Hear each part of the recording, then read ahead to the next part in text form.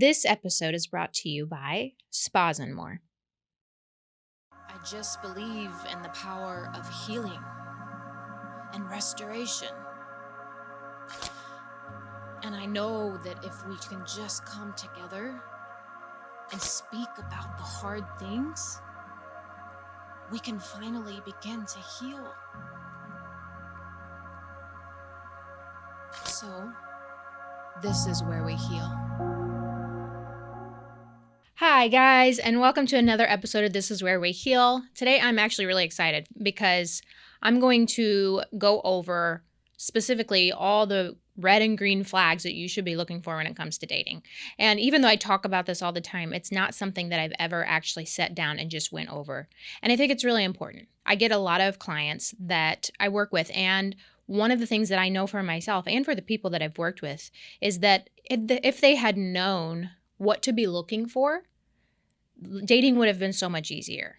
And what happens a lot, and especially like for myself when I started dating again after my divorce, is that I genuinely, one, I didn't know what I was looking for. Two, I didn't know what to look out for. I was completely naive to the way that the world works at that point in my life. And so what I think is really important for younger women, for older women, for younger men in general, is just to be very specific on what you want, what you need, but also to know the things that are generally good signs, that are generally bad signs, things that are just, walk away from this, give this a chance type scenarios. And I think I would have saved myself a lot of heartache had I known these things. So the first thing I'm going to do is start off by going over the red flags. And I've written all these things down. And I'm just going to make this is going to be a quick episode. I'm literally just going to go step by step through each thing as just a general guide for you from my own experience and what I've learned. So when we're talking about red flags, obviously, no one comes into a relationship perfect. We are all flawed human beings. That is just par for the course. You're not going to find a perfect person. You're not going to find a perfect partner. But there are still specific things that really do show you and tell you whether a person is healthy enough to be in a relationship with, whether this is a person that is going to become toxic, someone that is going to drag you down, or if this is someone that you're generally going to have a good partnership with. And so one of the first things that I have noticed in my own dating history and in the history of other people that I've worked with is one of the first signs is inconsistency. And what does that mean? Because inconsistency can mean a lot of things. It can be inconsistency in the way that they show up for you. It can be inconsistency in the way they communicate with you. It can be inconsistency just in their own life, right? And one of the things that I'm learning is to listen to my body, to truly sit and listen to my body and feel the things. When I find myself really anxious, when I find myself really confused, that is always the first indicator for me that something's not quite right. So if you can pay attention to that first, then you can start looking at what's in front of you. So inconsistency can be someone who comes into your life really strong, love bombs you, which, we're going to go over that too. But they're coming into your life and one day they're one way, the next day they're completely opposite. So you have somebody that comes in, they're texting you all day. They're praising you, showering you with compliments. The next day, they're completely gone. Now, that doesn't mean people can't have their own lives, but there's a difference between just disappearing and communicating, hey, I've got things going on. You're probably not going to hear from me. And that's a really, really important factor as well, because communication is important. But what I have found with inconsistent people is that you don't know who they are day to day. Their moods change. Their actions change. Their words literally do not align with what they're saying, right? And so that is one of the first and I think foundational things that you should be looking for. How does a person show up in your life? In other words, what I am saying is if a person is a different from day to day, hour to hour, the things that they're saying aren't matching the things that they're doing, that is something to check as a red flag, right? So secondly, a lack of accountability. No matter what comes up, whether there's a disagreement, which it happens when you're dating someone, when you're getting to know someone, when you're trying to figure out who someone is, you're going to have things come up. You're going to have triggers. You don't know this person. They don't know you. And that is just how it works. But if you are talking about things that have bothered you, if you are bringing up things that you think need to be communicated, and that person literally turns everything on you Everything's your fault. Something's wrong with you. You're overthinking, you're too emotional, you're too this, you're too that. That is a huge red flag. Because even if what you are bringing up is more about your own wounds, it's more about your own stuff, that person should be able to hear you, acknowledge you, say, I hear what you're saying. I understand what you're saying. And while that was not my intention in showing up in this situation, I will sit with that and I will reflect on that. That is called maturity. It's emotional maturity, right? So if they can't hold accountability for themselves or their actions, if they do something that hurts you and you bring it up and they turn it and it's your fault, that's a huge red flag. Love bombing. I didn't even know what love bombing was until like 3 years ago. And the only reason I learned what it was is because it happened to me, and it's not fun. And I think we can all honestly, if we're being honest, we've all been love bombed at some point. And so what is love bombing? Basically, love bombing is someone coming in like they're ready to marry you. They're giving you tons of affection, tons of attention, tons of praise, and they do not even know you yet. You have not earned this view that they have of you. They have you on a pedestal, or at least seemingly they have you on a pedestal, and you're going, I don't know how I have, earned this much attention and affection, but it feels good. And it does feel good, right? But it's a huge red flag because trust is earned, safety is earned. In a relationship, it takes time to get to know somebody. So if they come into your life and you've known each other for 2 days and they're already talking about the wedding, I think it's time to step out of that. That's not a good sign. It is not a good sign.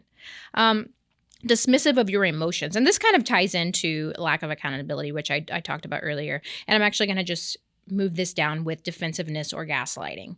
Basically, these are all signs of one, either emotional immaturity or avoidance at all cost, right? So these are things that can happen in narcissistic relationships. These are things that can happen just with people that they're not really interested in you or investing in you. They're just kind of using you to take up the time, right?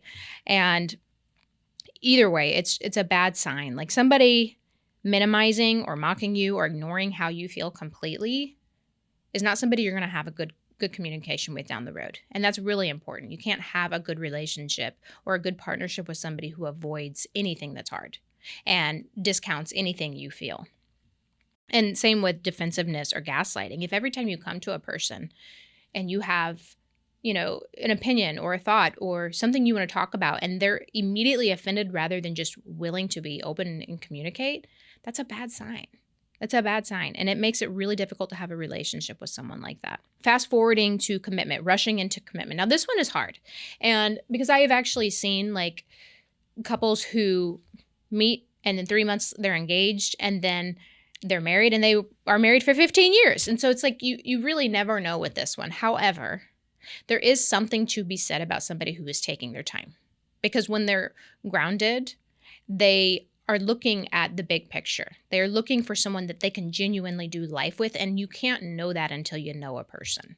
So it can be a really bad sign. It's kind of goes along with a love bombing too, just someone who's rushing. And why do they need to rush in so quickly, right? Before getting to know you. Someone who doesn't have boundaries, physical, mental, emotional boundaries. Now, boundaries can be really hard personally and with other people. Like it took me a really long time to get to a place in my life where I could hold healthy boundaries with people because I felt guilt.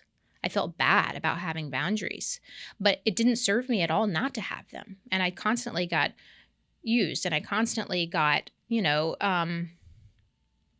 bombarded with other people's things that weren't mine to take on. And so it's a really good sign of emotional maturity and healing in someone that can have healthy boundaries, not the kind of things that make you feel bad. But again, going back to communication, being able to communicate that I have to have time for myself. And then I can make time for you. Things like that are really, really important. And then if they're pushing physical intimacy with you and you're saying no and you're not ready, that's also a really bad sign. That is not somebody who is looking to invest into you as a person. That is somebody who is looking to get something from you. And we want to avoid that at all costs. And then your nervous system. I really didn't dive into this until this last year. Understanding the nervous system and understanding the importance of feeling what you feel in your body and taking note of that and paying attention to it. But I am learning, and I have learned, that when my body isn't in a state of calm with somebody, it is usually a huge indication that this is not a good match for me.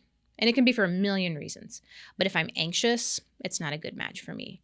If I feel confused, it's not a good match for me. And your body will be the first thing that tells you when something isn't good for you. And this isn't even just about relationships. Paying attention to how your body feels just in any scenario at all is honestly really important. It'll tell you a lot. And we often overlook that and bypass that. We just think it's us and our own stuff that comes up, but a lot of times it really is the sign that like, hey, this is not in alignment with me. This is going against something that I believe I should feel or something that I believe in with my values. And so it's really important to pay attention to how your body feels. While there are days that you will have conflict with people, even if they're a good partner, there are going to be days when you're stressed. There are going to be days when you have your own stuff going on, and that's fine. But generally speaking, you shouldn't be confused constantly. You shouldn't feel uncertain constantly. You shouldn't feel anxious constantly. You shouldn't feel like your body just can't rest when you are getting to know someone. That's a really bad sign. So, and something to consider as I end the red flags portion of this episode is that sometimes the red flags aren't loud. You really do have to pay attention. And it doesn't mean you're over critiquing or over analyzing, but you're actually present. You're actually there. You're actually feeling how you feel. You're actually allowing yourself to see what you see without having to either put rose-colored glasses on or take them off. You're just genuinely paying attention. I have some questions that I think are really important to ask yourself when you are dating someone and you're trying to figure out, is this a good fit for me? Is this not a good fit for me? One, do I feel more myself? Or do I feel less myself around this person? Like, do I feel like I have to put on a mask and pretend to be something I'm not in order for this person to like me? That is a good thing to ask yourself, because if you're not feeling like you can be your authentic self, there's a reason for that.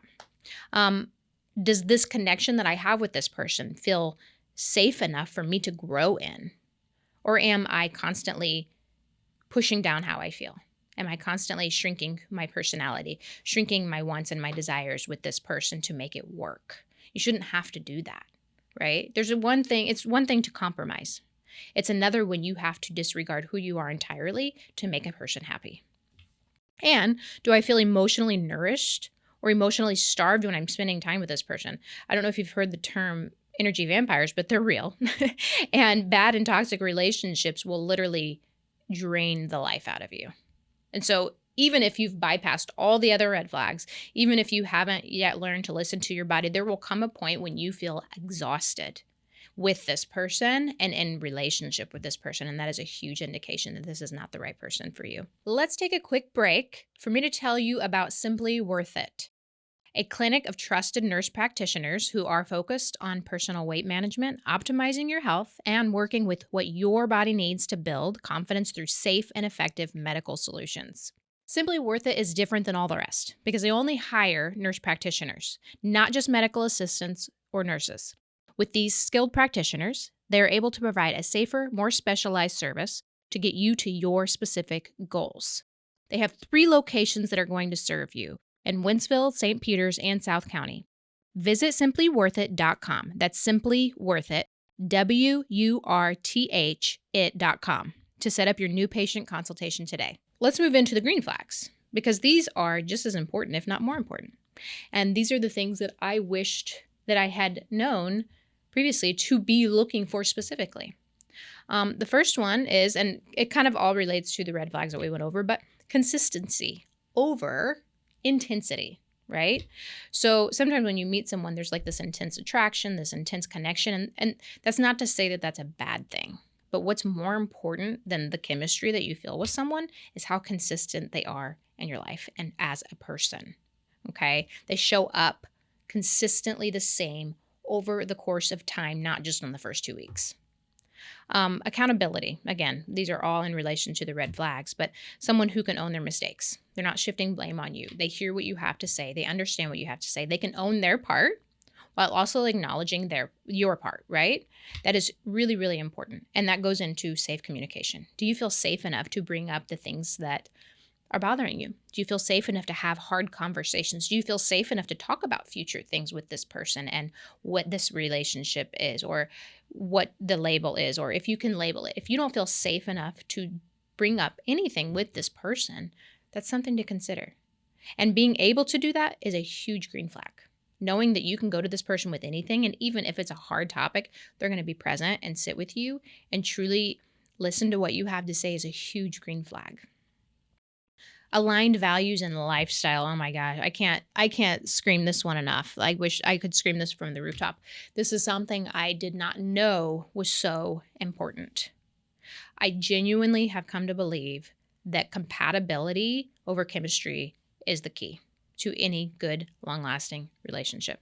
Chemistry is great, but the problem with chemistry is that it can go like this, depending on the relationship. However, when you have similar aligned core values with someone, when you have similar goals as someone, when you truly become a team with someone because you have the same mission, it is going to outride chemistry every day of the week. It is so incredibly important. And one thing I've realized is that compatibility is what keeps things lasting.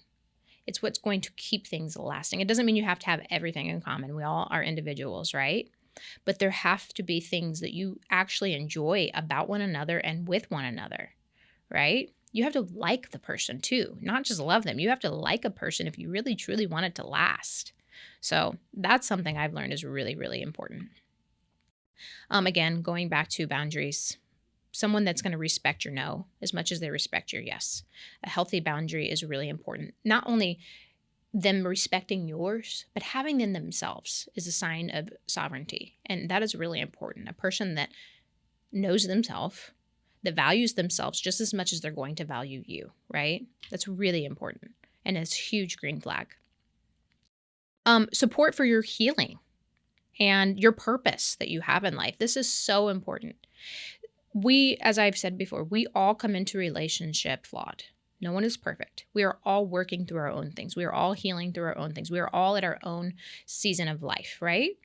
And having someone that comes into your life and says, yeah, I see you. I see where you struggle, but I know you're growing. I know you're trying. I know you're prioritizing it. And that's important to me. And I will support you in this. That is so foundational to a healthy relationship. I can't stress that enough. Someone that is along the ride with you, that not only can support your growth and your healing, but they're actively working on themselves too. They're actively healing and growing too, and you can support them. It's reciprocal, right? And your purpose. Again, this goes kind of back to having similar values and being in alignment. And I'm not saying that every couple has to have the exact same purpose, right? But even if you don't, someone that admires the calling on your life, someone that admires the goals that you have, someone that admires where you want to go with your life and your goals and can genuinely support it and respect that and honor that about you. And here's the thing. A person who isn't actively growing, a person who is toxic, they're not going to do that. That's really important to know because, and I know this from my own experience of if they're constantly trying to keep you held down to a certain place, if they don't want you to reach a certain level of success, if they don't want you to do things that are going to be the best for you because it might make them feel insecure, that's a really bad sign. And again, we talked about this earlier. You feel like yourself around them. You don't feel like you have to pretend to be another person, pretend to be something you're not. You don't have to pretend to like the things they like or dislike the things they dislike. You can genuinely just show up as who you are. You can genuinely just be your full authentic self. And of course, that takes time. As you get to know somebody, you have to kind of warm up to who they are and they have to warm up to who you are, but you still don't feel like you have to hide parts of yourself. That's really important. And then again, their words and their actions match. Integrity is the baseline for them. And that's kind of hard to come by. But when you do come by someone with true integrity, huge green flag. Because that also then becomes trust. It then becomes safety because you know who that person is. You know their morals. You know their values. You know they are someone that puts integrity above everything else.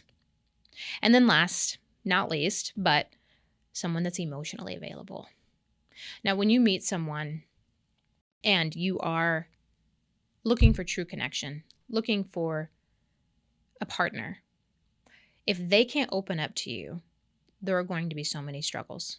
If they can't be honest with you, if they can't be their authentic self with you, if they're not emotionally available, it's going to be difficult. You're going to constantly be striving for their attention, constantly striving to understand them, constantly striving to meet them somewhere they're not even willing to meet you.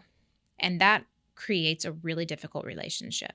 And typically speaking, when someone's a healthy person that's genuinely interested in growing and evolving as a human being, they're going to be open with you. They're going to be honest with you. And they're not going to withhold their emotions or their thoughts or their feelings from you because they want to let you in. They want you to see them just as much as they want to see you. It is typically the people that aren't ready for a relationship that are going to withhold those things from you or are just kind of using you as something to pass the time. They don't want to open up, right? Because they don't want you to know who they are. They're just trying to get something from you. And then if you see who they really are, it's not going to work out for them. These are the things that I have learned in the last few years of my life that I wish I had known sooner. With green flags, red flags, all the things. Basically, at the end of the day, you're going to feel it when you meet someone that's a good fit for you. You're going to feel it when you meet someone that's not a good fit for you. But are you willing to listen to that feeling? Are you willing to listen to your body? Are you willing to see the signs for what they are? Or are you just going to dismiss abandon yourself to make it work? And I hope you choose not to, because life is really short. Life is really, really short. And you are actually better off alone than you are in a relationship with someone that makes you feel alone. So I hope that this will be beneficial for you as you navigate dating. I hope that you will take these things and really, really understand them and look out for them. And above all of those things, I hope that you will know what you need, because knowing what you need in a partner is really, really important. Knowing who you are is really important. And in order to know what you need in a partner, you have to know who you are, where you thrive, where you struggle, where you're growing, where you're succeeding. All of these things are really important. So that's that for today. But I love you guys. Thank you so much for listening in again, and I will see you next week.